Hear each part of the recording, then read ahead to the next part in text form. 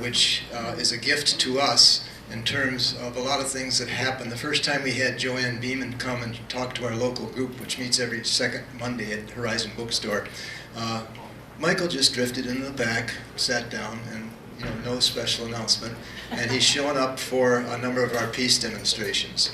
But the special connection is he did a sneak preview of Bowling for Columbine here, and in fact I was sitting behind his dad, that's how sneak it was, but it was filled, and all of the proceeds went to 2 local activist groups, both of which have green members. I'm going to sort of be addressing the green as action, or what do we call it in the brochure, green as political party and movement as movement. This is part of that movement. It's a video called Such a Normal Thing. The proceeds from Michael's sneak preview went to Traverse for Peace, which is 7 people who went to Palestine in November. Marion Krumpowski was here yesterday. She's one of them. And 3 of those people are green, Randy and Kay Bond, and Marion. And so part of their funding for that trip was through Michael. And secondly is that the filmmaker, who is a professional documentary film person, and that's appropriate this morning too, from Petoskey, or from Charlevoix, Rebecca Glotfelty, did this as this was part of their reason for going, was to make a film of ordinary Palestinians. The title of it comes from a merchant on the street who was interviewed, and he said it's such a normal thing to have this occupation and what happened.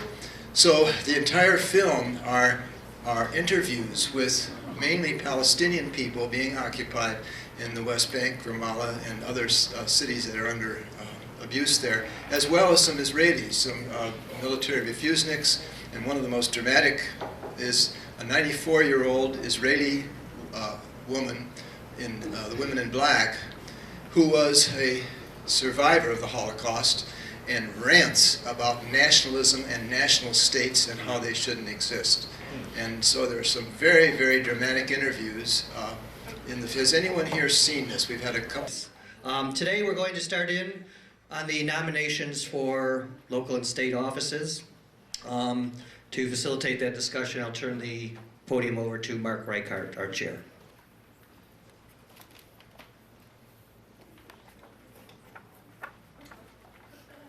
All right, I was going to start off with something a little more whiz-bang. I know, like most green meetings, we'll probably go over time, so might as well get a good start on that, right? So how you doing? How you doing? There you go. All right. There's one good thing drill instructors ever provided to society, it was getting people to be able to shout back to them. For this little segment, I think I'm going to remove the twinkling practice. You want to twinkle? Twinkle. You want to clap? Clap. You want to stand up and dance in the aisles? You stand up and dance in the aisles. Freedom of expression in this country should mean something more than speech. It should mean, especially in our case, much sound and fury signifying something. So as they used to say where I grew up, let's signify. Those people who oppose us, who strive to maintain the system as current, have history on their side. Our system, unfortunately, is based on the world's first republic, that of Rome, and how it is modeled. From that system in which only the wealthy had real power, where oppression of the weak was sanctified by the law, where only bribery and lavish expenditures could get you the votes needed for office. Sound familiar? My opinion has always been, we say, not gonna happen here anymore.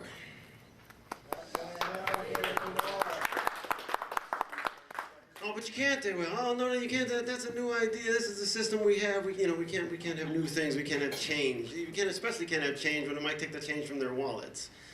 That's the real shame. But we tell them the Greens aren't afraid of new ideas. We're afraid of the old ones. Because they don't work too well. And the classic definition of insanity is doing the same thing over and over and over again and expecting a different result. Again, my opinion has always been, we say enough. Enough. Enough. Enough. Enough and too much. Now, some of you know I've been notorious for saying I'm an avowed Trotskyist. I say that without concern for political niceties. I support the man's philosophy because of one basic principle, that of constant revolution. That does not mean constant bloody revolution. That's not in our lexicon. What it means is constant change, perpetual revolution. So society does not become complacent, does not become beholden to the idea that these people are there because they deserve to be, and those people are there because they deserve to be. Change means progress, and progress is what our 4 pillars are all about. Social justice, as so many of you know, begins with economic justice. It begins with removing the invisible barriers between those who relax for a living and those who slave to create one. Socialism, they say. Socialism, it's evil, it's communism. It's granting people something for nothing.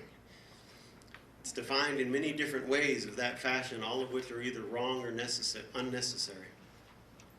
As our brother Ernesto Guevara de la Pedra, also known as Che, once said, we need no other definition of socialism other than that which is the abolition of the exploitation of one human being by another. That's it. So, and if there are no candidates here, you can still hold one. There is still time until August 3rd, which is the primary date. You can hold a caucus.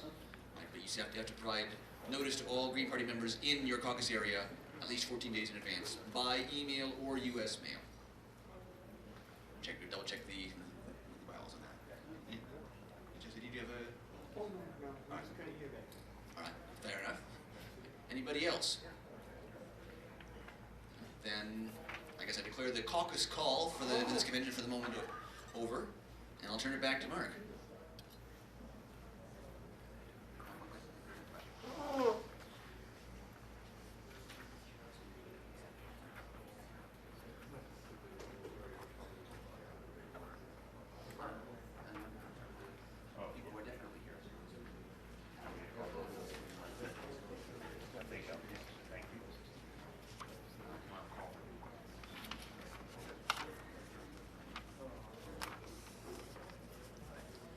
Okay, then I guess we're going to start with the definite list of candidates, especially the ones that are here. That's always convenient. So I guess the first one we should probably hear for is our candidate to once again hold on to his seat in Mount Pleasant, the City Commission, Jim Moreno. Jim, go ahead and stand for us.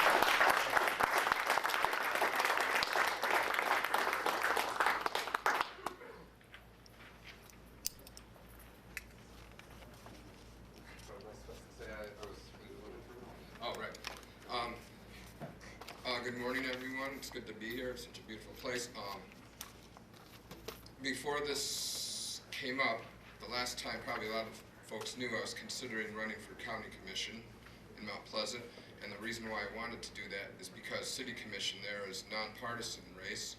County commission is a partisan race. My goal and mission objective was to get the green name out there on the ballot so more people would be aware, but since then I talked to a friend of mine who is on the city commission. I found out a lot of stuff about this county commission that really didn't jive with the kind of issues such as living wage, diversity, sustainable development that really seems to be more with the 10 key values. So I changed my mind and decided the term for city commission in Mount Pleasant is 3 years, and although it's a nonpartisan race, I after analyzing the situation, I've come to the determination that I would be running for city commission again, and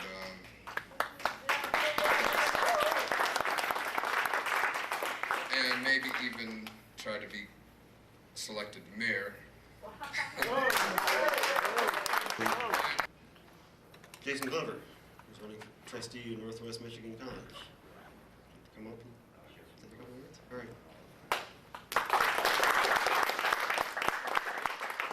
Hey, how's it going?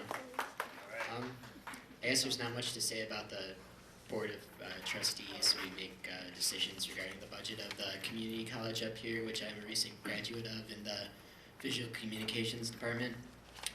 So I'm hoping to get on there to represent the arts budget so we can make sure that it doesn't get cut further than it already has. My other main issue, I guess, is the campus at NMC is pretty beautiful as far as the natural state of things goes. There's lots of trees and things like that, so I'd like to see it remain that way. And there's a few other issues which I'm not quite as open about, like when I was at the Democratic thing I went to last night, or other things I'll be open about here, and that's making sure that students are aware that they can be removed from the list of Army recruiting drives. So that's something I'd like to see, that in the financial aid office and things like that. People are just aware that they don't have to let those people bother them. So, and I think that a lot of people would take up on that offer if they knew about it. So those are my main things. That, and as far as I guess my credentials go, I've never really held any kind of office before or run for anything, but I've been involved with the Green Party up in Traverse City for a while, and a lot of the peace activism and things around here. I recently, as Tom was saying, started my own art publication, which is over there if any of you guys hadn't had a chance to check that out yet. So I guess that's about it. I appreciate any support anyone wants to give me, or any donations towards my campaign. We have to print up some brochures and things like that right now. We haven't really looked at any kind of financial things, so if anyone is interested in that, talk to me later. Next we have our own Matthew Abel, who's running for Township Trustee of West Bloomfield.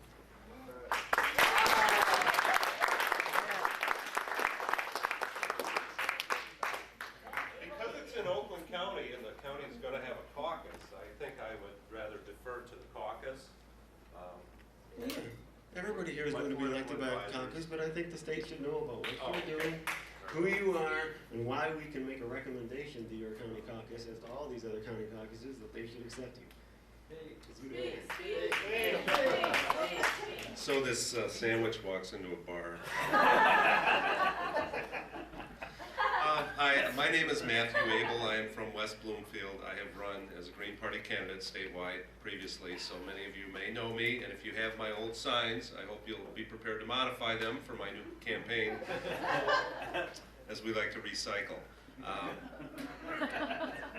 Where I live in West Bloomfield Township, it's a township of, it's a semi-urban place, you might say. It's about 100,000 population, and it is a partisan race. All of the seats are every 4 years.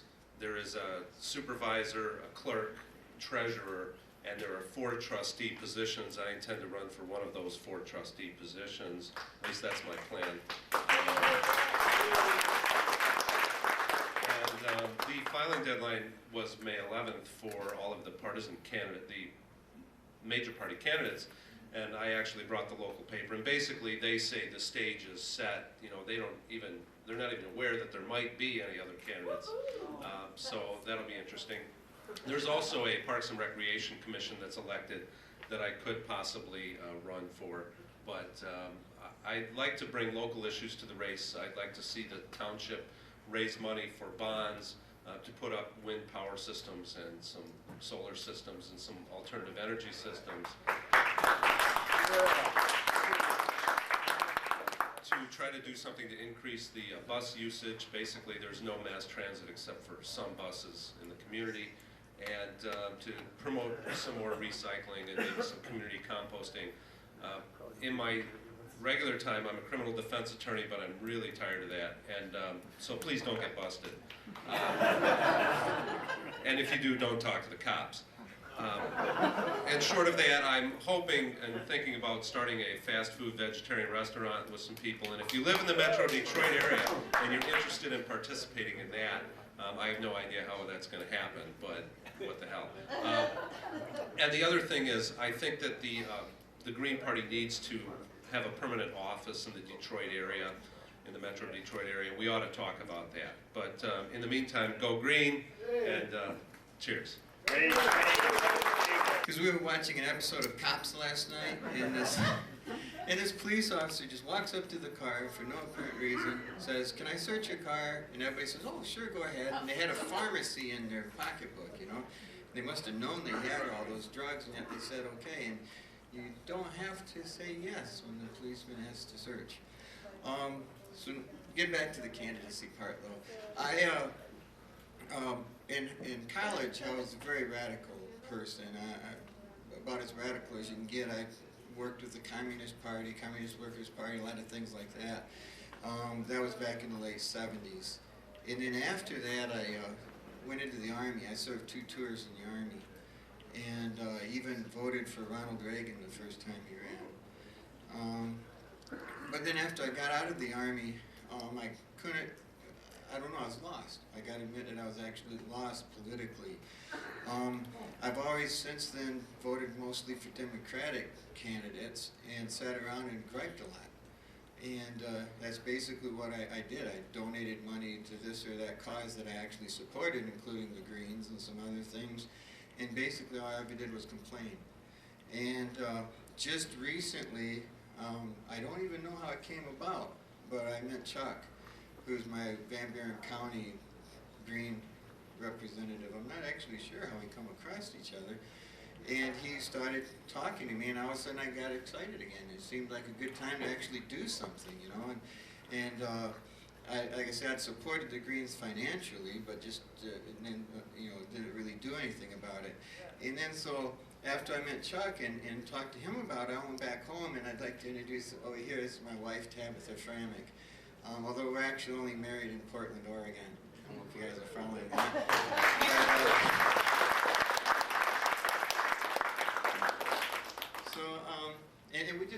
We've been together 10 years, and we've been married like 6 times, different places, none of which only counts for that one little city that you're doing it in, Ann Arbor, Lansing, whatever.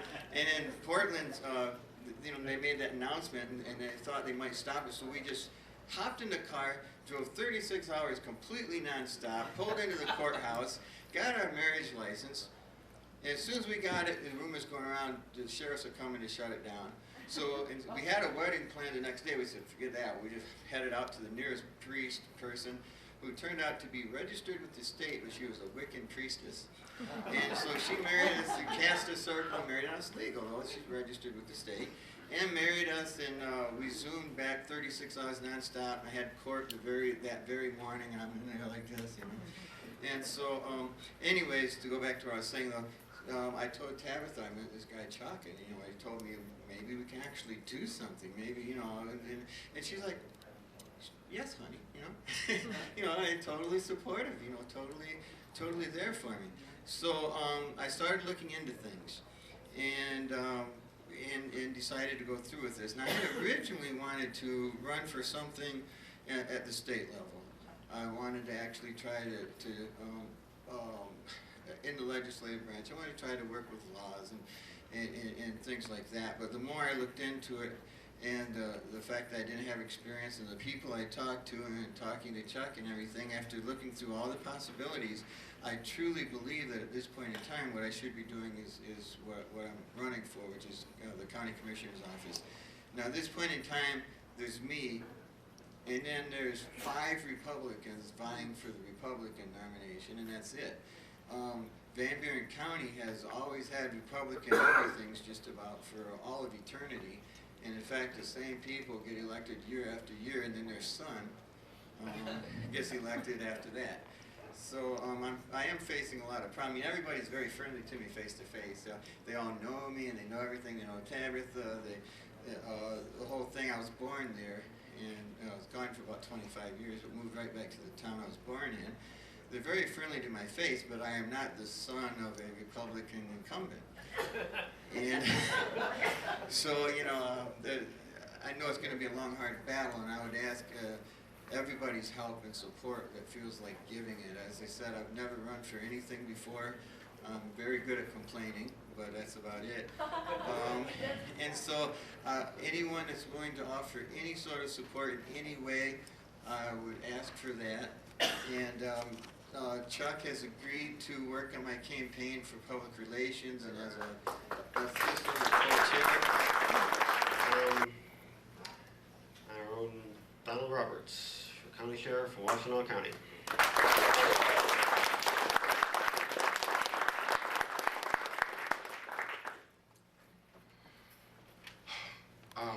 I was born in Ann Arbor, Michigan, 1947. I was kicked out of the county when I was 15 years old. I came back to the county in 2000 to live, and things is worse than when I was a kid. So I decided to run. Well, I did decide for myself to run. Another Green Party guy by the name of Kaya Giles. We talk all the time, and he said I should run for sheriff, and I agreed with him. And so we've been working on this for about a month. Got a couple of donations from a couple of Green Party members. I have a bank account, and so far the only thing I've done is talked it up a little bit, and I've got favorable responses. One of the key reasons why I'm running is for the resources that's available in Ann Arbor and Washtenaw County. Progressives don't have enough space to do anything. As a matter of fact, they're kicking people out of town all the time. I worked at the Wooden Spoon bookstore. We got evicted out of there. They burnt down the tech center. That's gone, where local artists were doing their thing, and now the 5-5 Gallery in Ipsy, they got to get up out of there. So it's an attack on everything that's not Republican. And so I'm just taking my chances on raising some issues. Actually, not only raise some issues, but consolidate these issues so we can have something concrete going on after the election is over with. That's one of my major goals.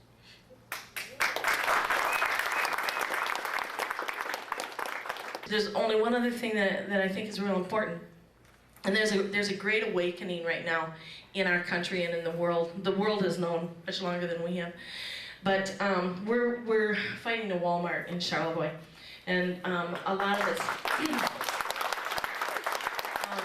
Ellis is real involved. And it's been really wonderful to watch Ellis and business people, Four Winds, the owner of Win Boats, or ex-owner, but Ellis sits with them, and they come to the meetings, and they've got great big SUVs, bigger than me, taller than me, honest to God, and the bumper stickers say, they say things like, Sportsman for Bush and Carlton Heston is my president, and they say, our town, not Walmart's.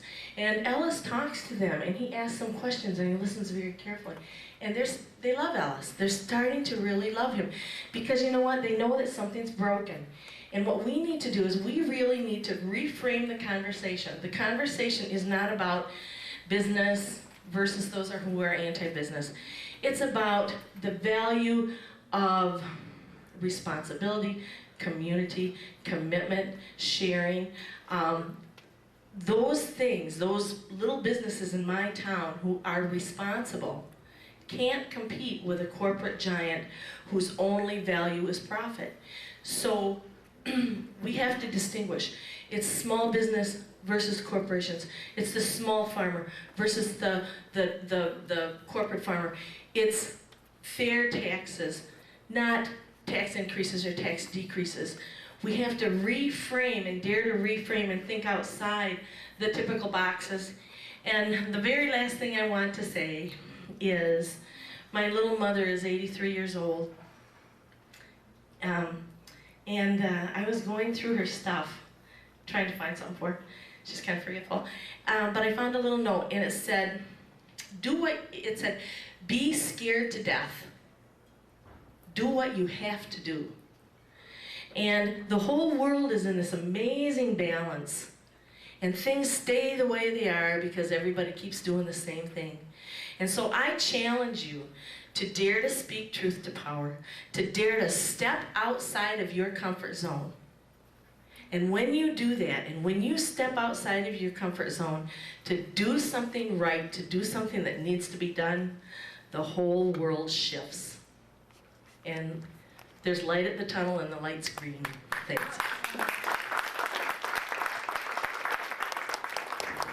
Robbie Cole's running for State Rep District 56 in Monroe County.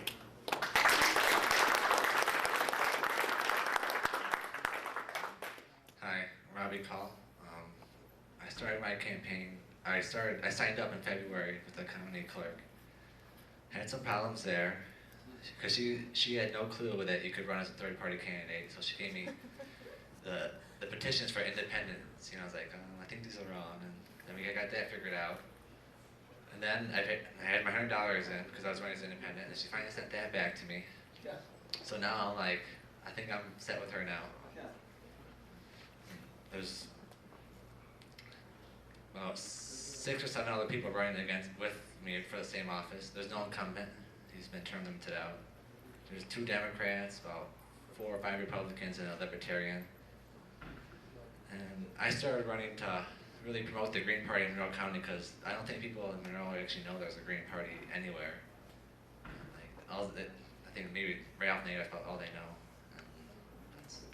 And they don't like him either.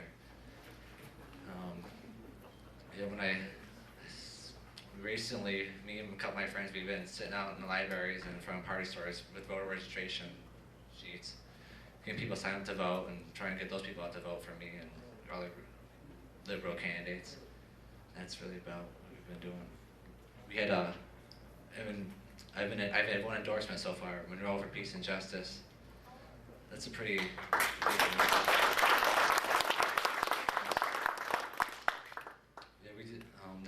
I'm very involved with them, and we had a presentation about the Department of Peace back in February, which is Christine's thing is trying to get passed.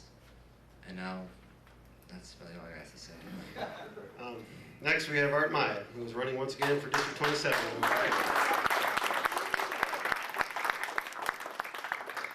I did this before down in the southeastern corner of Oakland County, and I hope I learned enough to do it right this time. I have 100 lawn signs left over from the last campaign sitting in my garage, so I'm all set for that. They're just looking for lawns in the district. Those of you know me probably won't be surprised that I would mention universal health care first.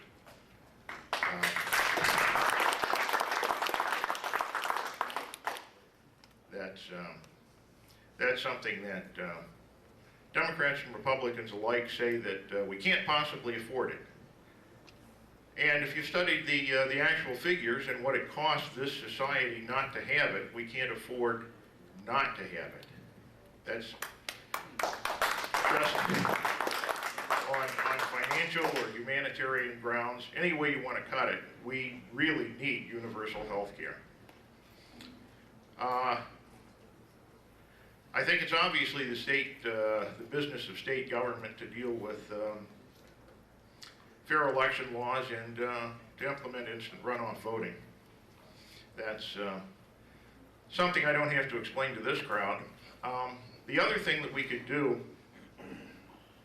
in state government would be to have proportional allocation of electors in a presidential race.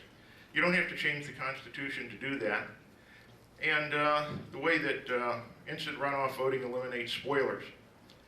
Allocating electors proportional to the vote eliminates battleground states, which the whole idea of battleground states of 49% of the voters wanting somebody for president and their state voting 0% in the Electoral College for that person for president is just absurd. It would be nice to change the Constitution of the United States and eliminate the Electoral College altogether. I don't really have a whole lot for President. But I do know about the Democratic candidate that I will be running against, and he prides himself on being a conservative Democrat, so he shouldn't really be a problem. But the incumbent is a Republican. What's his name? I don't remember who. Tom Myers. Tom Myers, yeah. He didn't used to be our candidate. Does anybody have any questions? What are the top 3 issues you've come up with in the last 15 seconds?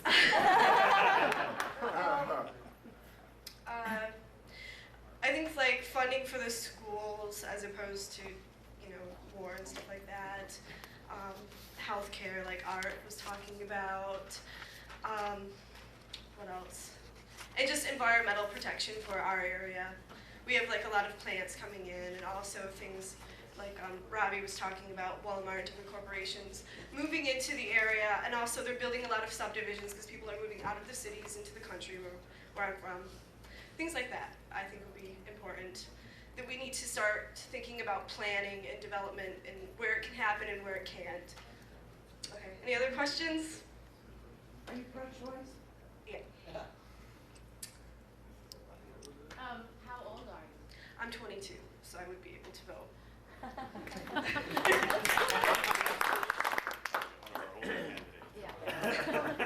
Could you just give us a little background about, about me? Yeah, just Okay. what you've participated in, politically.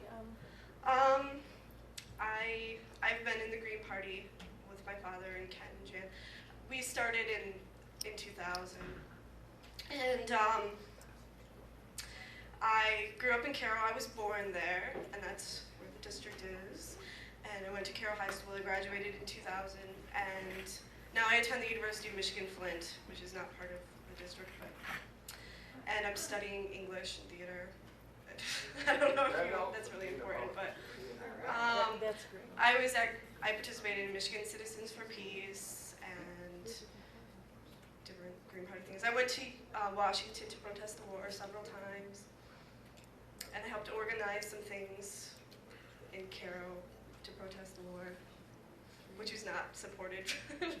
That's great. People were very angry with us. I also, when I was in high school, I got in some trouble with the school board. I advocated having school lunches for vegetarian students and providing a vegetarian meal for us. I got yelled at by a lot of people, and people were very upset about it, but they did eventually do it. I don't know if they're still doing it, probably not, but. Okay, there was a question. What did you want to?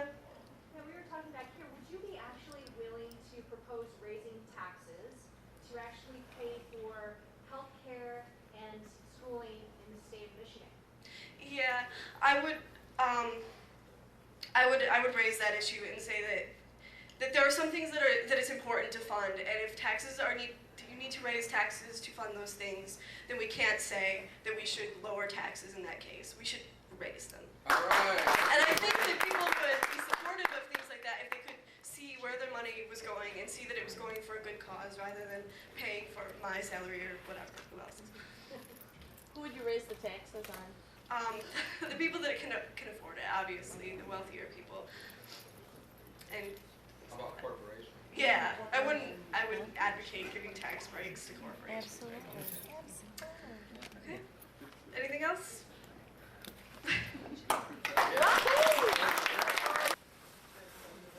All right. That's loud. All right. I'm Ben Burgess. I'm running for MSU Board of Trustees. Let's see. I should start out by admitting, I don't know if anybody's going to hold this against me. I am an ex-con. I was in for about half an hour 2 weeks ago, but disorderly conduct from anti-war protest. But anyway, so a formerly incarcerated person. Yes. In any case, though, just start out with biographical stuff. I've been in the Green Party for about 2 years.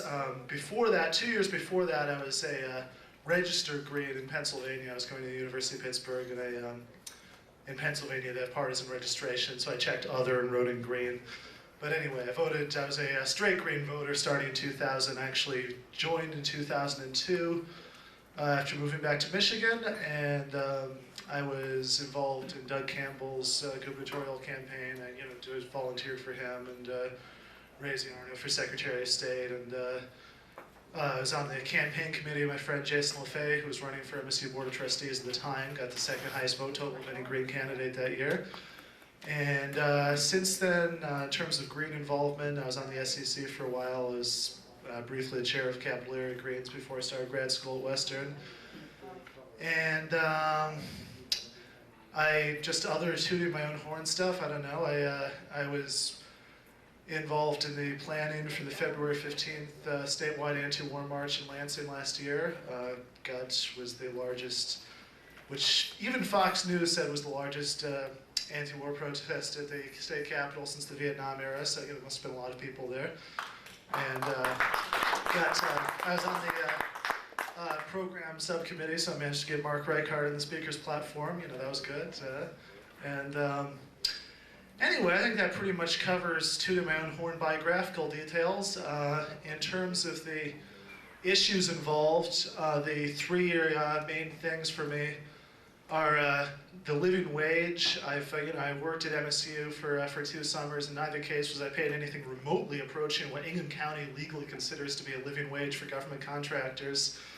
I think that all MSU employees, as a matter of course, should be paid a living wage as defined by Ingham County's living wage ordinance.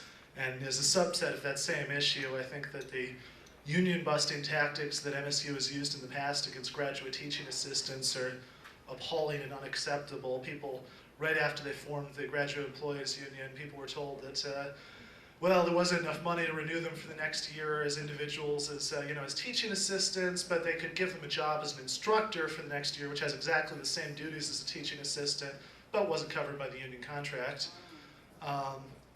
Two, in the past, MSU, the campus police, has infiltrated the meetings of student radical groups. When the president of the World Bank was the commencement speaker at MSU a few years ago, that happened. There was a scandal about it for about 15 minutes. Nothing, nobody was particularly punished for it. McPherson stayed on as president and it blew over. That's utterly unacceptable for obvious reasons. And finally, and in some ways most importantly with everything that's going on right now, is that I think that the war in Iraq is not just a mistaken policy to be corrected, but an atrocity to be resisted. And as such, I think that all links between public universities and the war machine need to be severed.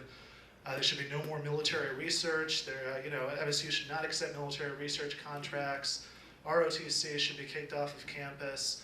And in general, all of those links should be severed. This is particularly dramatic at MSU, both because the history of the institution, in the 60s and 70s, there was the infamous Vietnam Project where MSU was being used to help out with the war effort in all kinds of helpful little ways, like a team of researchers and a subcontract from MSU taught the South Vietnamese secret police the fingerprinting techniques that were more advanced than they had available and that were used by the Michigan State Police. Of course, they said they didn't know that they'd use this to help, identify political dissidents, but, these things happen. And now, because the current president of MSU, President McPherson, actually took a leave of absence last year to be in Iraq for a few months as a Bush appointee. McPherson was the Undersecretary of Treasury under Reagan, helped negotiate the first U.S.-Canada Free Trade Agreement. Anyway, so McPherson was over in Iraq last year as the U.S. appointee to oversee the construction of Iraq's new financial system. Fortune magazine referred to him as, and this is an exact quote, of course for them it's praise, America's point man for making Iraq safe for capitalism. I understand that while he was being America's point man for making Iraq safe for capitalism, he was staying in one of Saddam Hussein's old palaces, which pretty much sums up the whole war.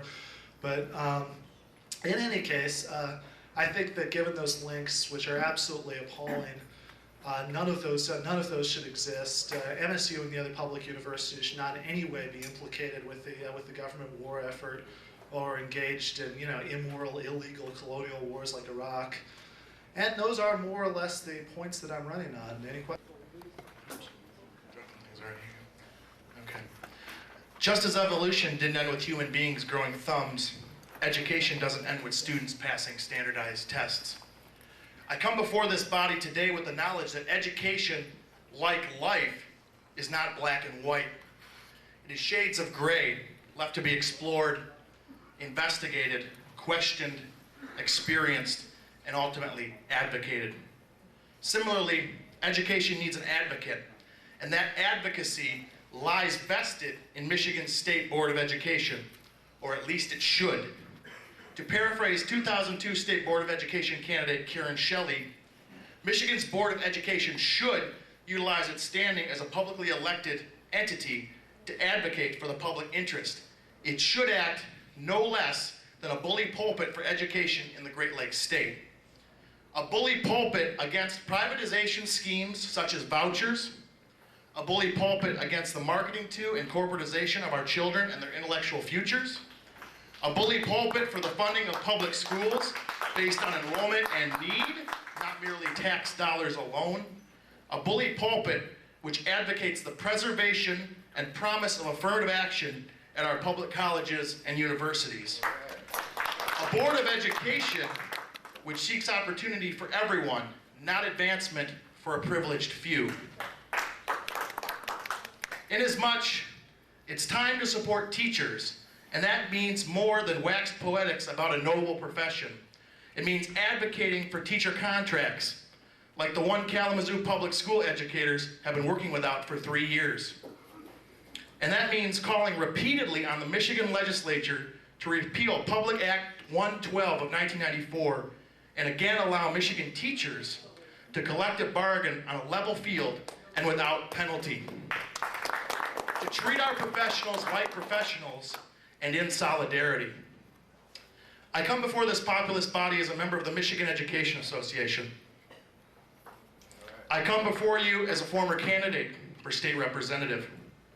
I come before you, Michigan, as an educator, a community college graduate, a secondary education major, and graduate, hopefully, come December 2004. I come to ask for not only your nomination, but your support. Please visit our campaign website, www.votepete2004.tk. There you will find more about the campaign, including an array of educational writings and ways you can provide not only a viable alternative for State Board of Education voters all across the state, but a chance to achieve the 5% threshold for our party to achieve major party status in Michigan. We can give this party major ballot access status and a chance to bring a bully pulpit of progressivity to Michigan's Board of Education. Thank you. I began this political journey in late 2003, working with the Dennis Kucinich campaign in Toledo. I realized there wouldn't be a candidate to reflect my progressive values unless I ran. Unfortunately, my area doesn't have a Green Party local, so I never really considered the Green Party to be an option. I began running as a Democrat in January, and I was the only Democrat for a while. I competed in debates against the Republican candidates. I debated the Democratic candidates. I spoke out on issues of universal health care, living wage, electoral reform. I think that the point of my candidacy is to speak on electoral reform issues, predominantly campaign finance reform. When I talk to people, and people working for $7 an hour with no health care, and they don't know of another way. And I tell them about, we need to have universal health care. We need to have a living wage. And they never heard of such things. And they say, why can't we have these things? I say it's because the corporations, the wealthy, who fund the campaigns of the major candidates don't want these things. So we can't have them. And they say, well, how can we get these things? We need to have a responsive democracy, a multi-party democracy. And this was the message I was articulating as a Democrat, and as you can imagine, it wasn't all that popular. In fact, we had a debate. Craig Harvey was there speaking about instant runoff voting. And one of my opponents actually said to me, why don't you just join the Green Party? And I actually took him up on that advice a little bit later.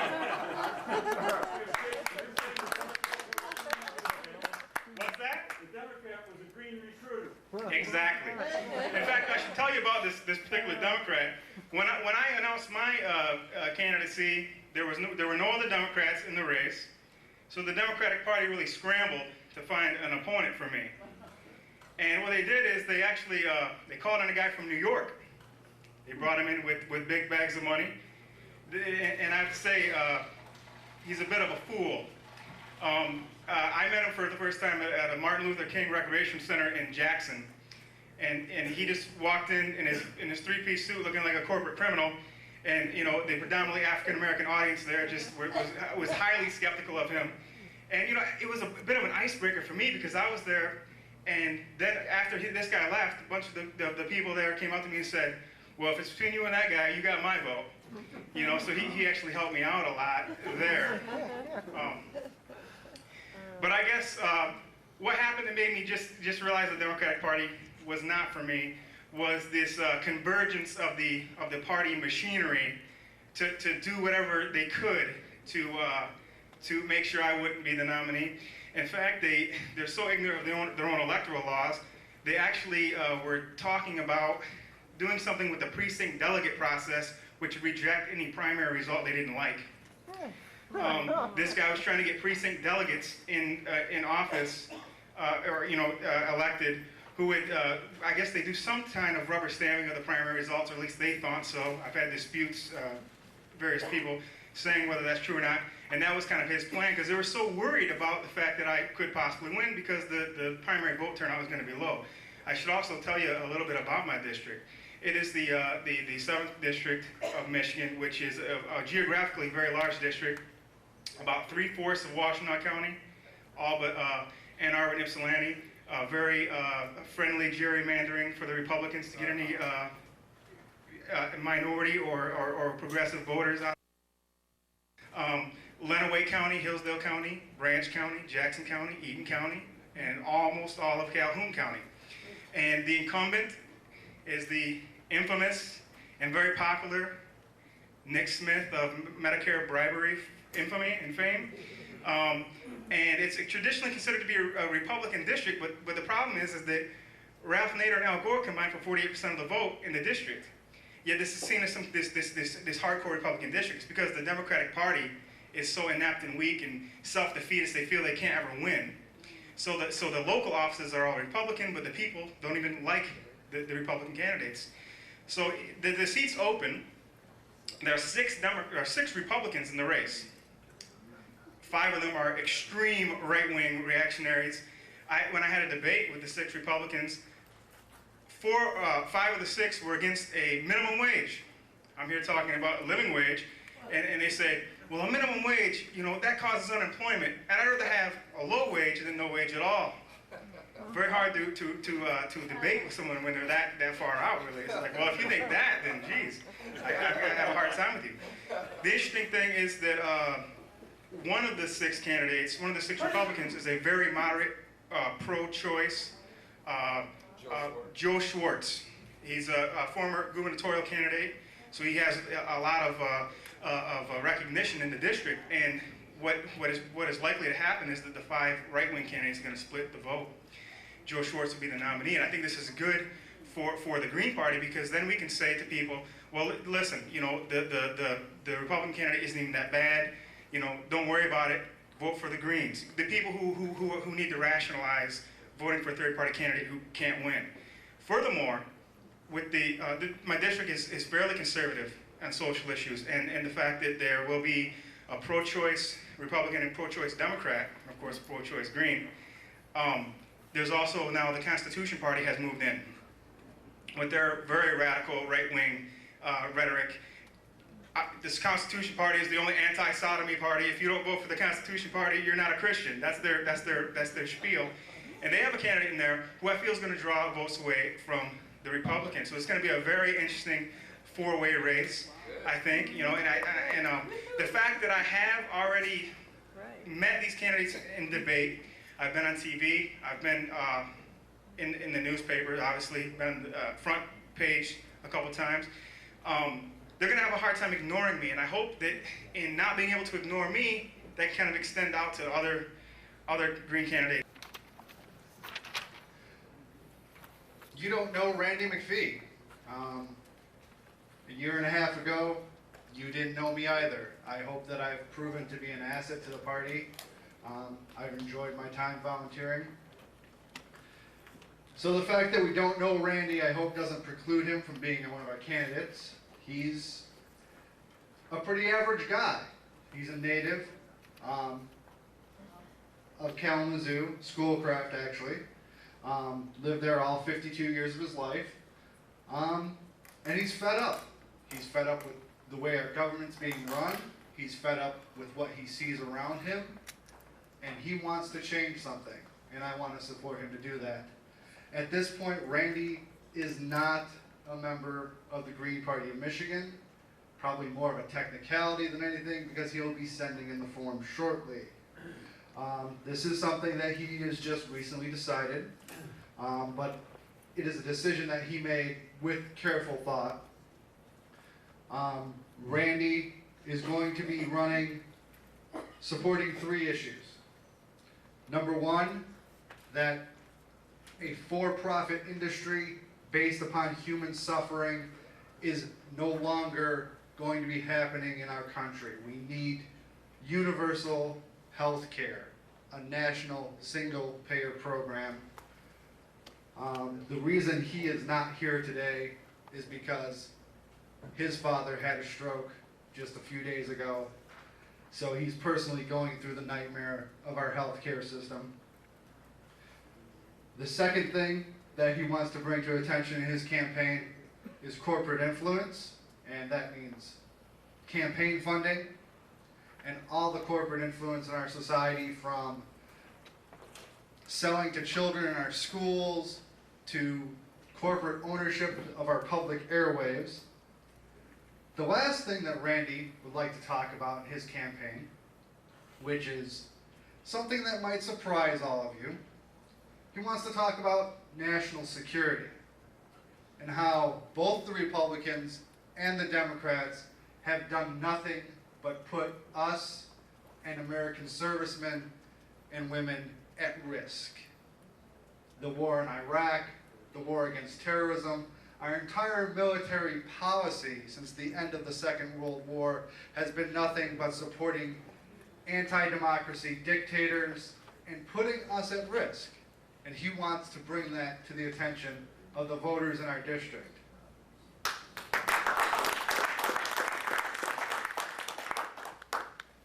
He's in the process right now of forming his campaign committee. I know that I will be a part of it, either as a campaign manager, treasurer, or advisor.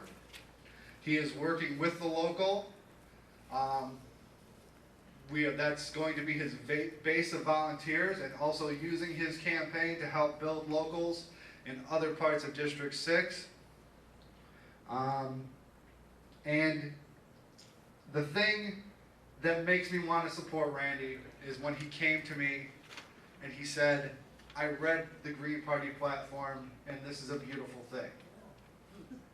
This is everything that I believe in, and that's why I want to be a Green Party member and why I want to run for Congress as a Green. I got to look down. I did this interview in Detroit for one of the papers, and luckily or one of the, television sets, and I was behind a podium. But I left there and I was walking around, it was wintertime, and I noticed a draft. I forgot to zip one thing. I always got to look down to make sure I didn't forget something.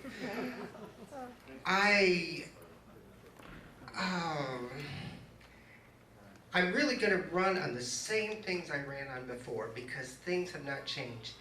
One of the newspapers in our area had me fill out,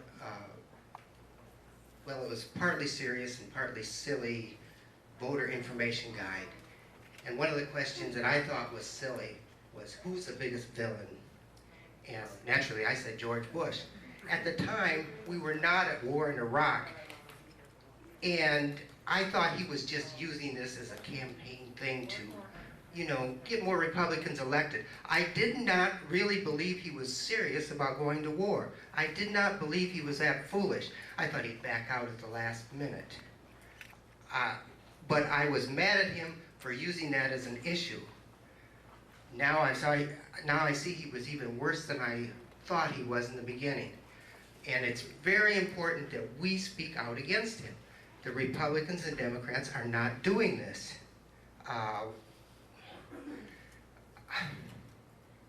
So pulling out of Vietnam is the #1 issue.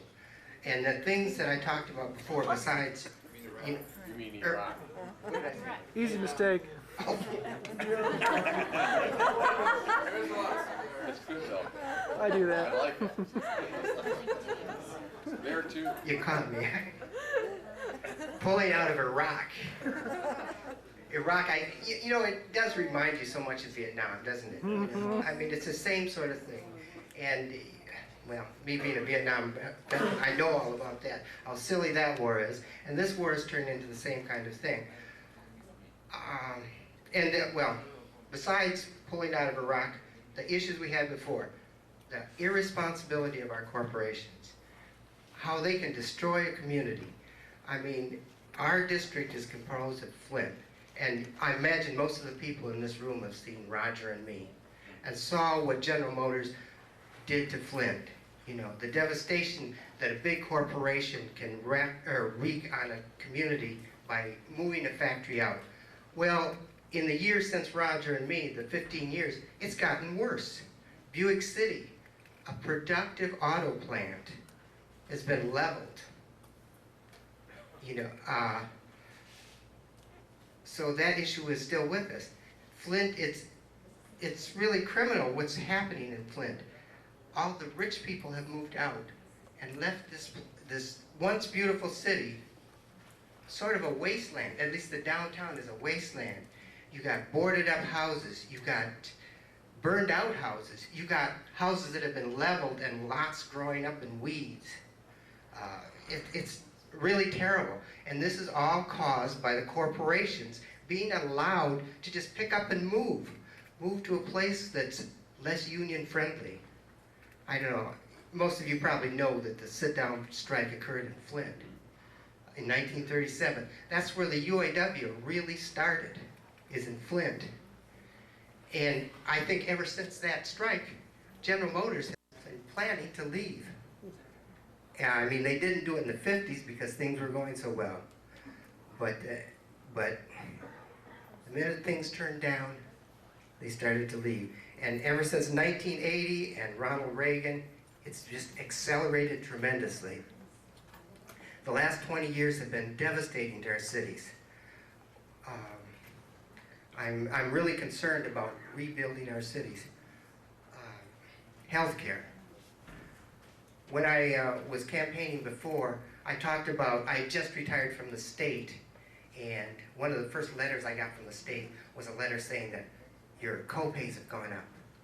Well, in the last 2 years, not only have the co-pays gone up again, but they're charging you additional co-pays. Like, they added a $50 charge. If you go to the emergency room, if you break your leg, you have to pay $50. If you're admitted, you don't have to pay. But if you break your leg, they're going to fix you up and send you home. So you got to pay $50. It's a real emergency, but it's an extra $50 you got to pay. I mean, insurance companies are insuring less and less. Employers are insuring you less and less. We need the government to step in. We need a single-payer system. Not only would it be cheaper in the long run for everybody, it would be better for business, it would be better for workers, and it would provide better service. There's a myth that we have the best health care in the world. We don't have the best. We have good health care if you can afford it. But if you can't afford it, it's not so good. And it's way too expensive. I feel like everybody else has already stolen my thunder. Pretty much everything I was going to say, you guys have all robbed me on. And that's not a bad thing. I guess what I'm going to do is sit here and try to tie all this together, everything I've heard. And before I start, I want to say thank you to Mark. I learned a few things this weekend. I would have never put feminism in the context that you did yesterday. I would never done it. And your speech this morning was great. I enjoyed it. I'm reading a book. It's by a guy named Elliot Coleman. It's on organic farming. I I did this because I have 20 acres and I don't do anything with it, and I like the thought of organic farm. And I was reading it last night, and I'm in a chapter on pests. And Mr. Coleman, who's been doing this for 40 years, said the thing to do is to take the problem and turn it upside down. Instead of looking at pests as a problem, ask yourself why they're there. What is it about what you're doing that attracts pests to your plants? And if you look and dig deep enough, you'll find it's because your plants aren't healthy. And if your plants aren't healthy, it's because the medium that they're growing in isn't healthy.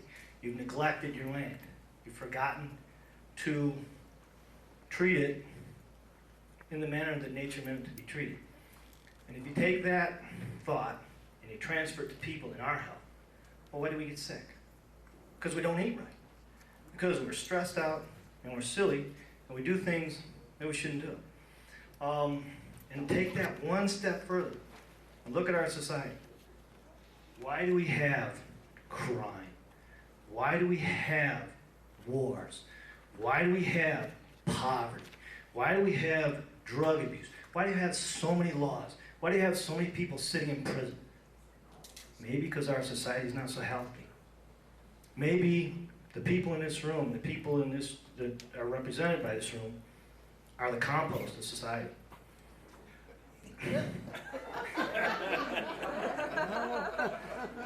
Okay, maybe that sounded a little off color, but it's true. We're the medium. You know, we are going to be the medium to grow the society that we want. You know, we're not Russians, well, sort of. I present, you know, flowers. Isn't that what this thing is? I mean, unfortunately, it looks like the BP logo, but we're flowers. And that's, I guess, how this all ties together to me. You know, I've sat and I've listened to everybody say the things that I believe. Get out of Iraq. I have a real fast solution to that. We lose, we give up. You beat us. It's not the manly thing to do, but, and then, you know, George Carlin pointed out during the Vietnam War, it's not manly to pull out, but it's time.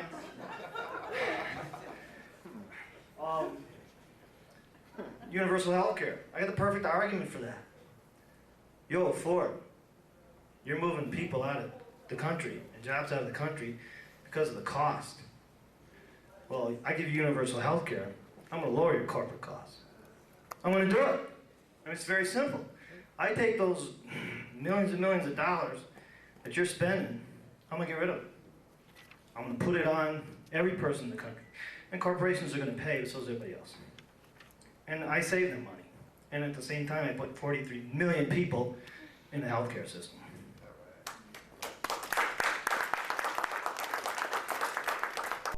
Let's see how that looks. Come forward. Get closer to each other. Harley? Harley, you need to move over just a little bit. Perfect. Am I too tall? No.